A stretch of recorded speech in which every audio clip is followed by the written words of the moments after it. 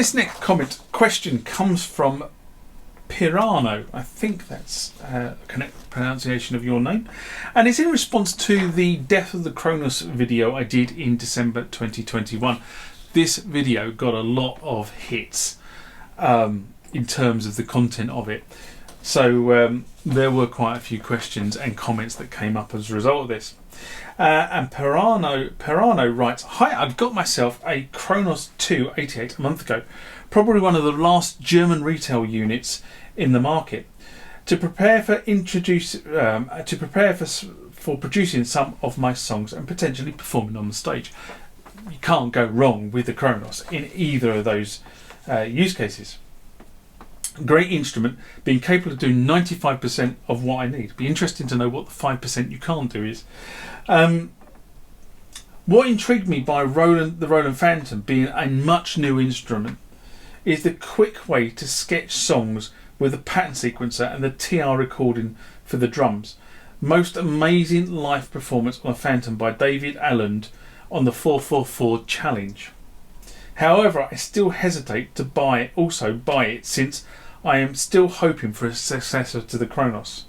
With NAMM being postponed to June 2022, maybe I'm lucky and assume that the sequencer data I record on the Kronos could still be used by a successor. Maybe I'll get myself a pattern sequencer in the meanwhile.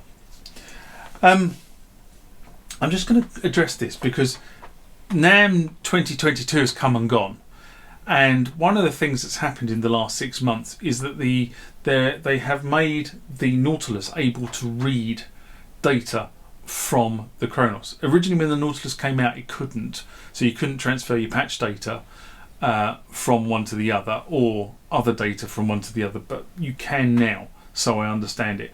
I haven't got a Nautilus to actually try this out, I'm just reading what's been written in the user groups. So,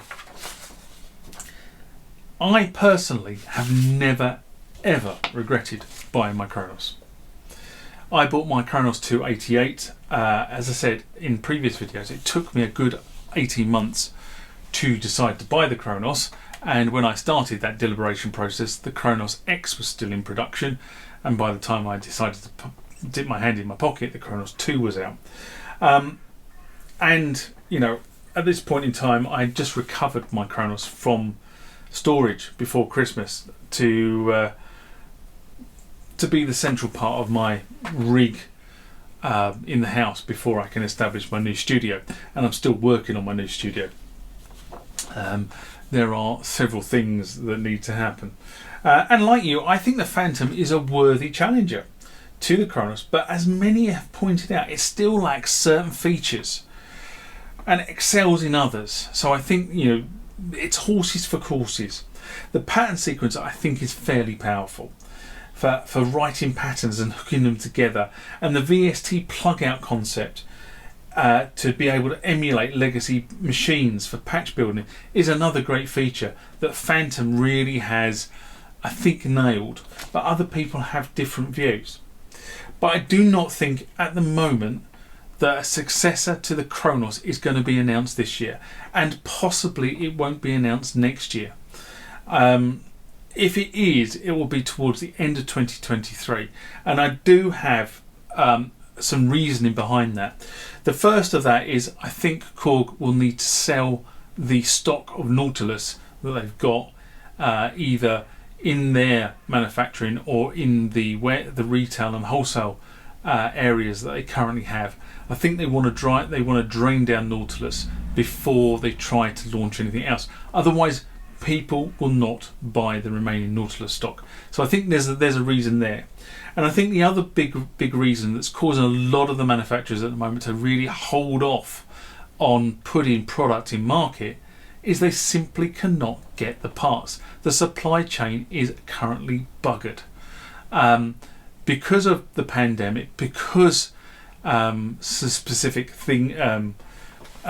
chip manufacturers, part manufacturers have shut down during this process, there is a global shortage of components, and it's going to be compounded even worse by some of the laws in the US that have recently been passed around semiconductor manufacture, and the fact that some high-tech businesses are not being allowed to manufacture or source manufacturing in China.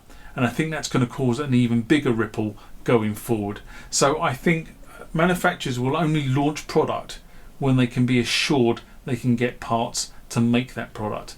We've seen another number of instances recently with Behringer where they have announced product, and I think the product is probably ready to come to market, but they can't source the supply of the parts so that they can do the production run they need to do. Hey ho, let's see. Remember, like, comment, subscribe to the channel. Go over to Instagram and follow me there. Go over to Facebook, follow me there. That's where the normal notices are. And consider becoming a Patreon.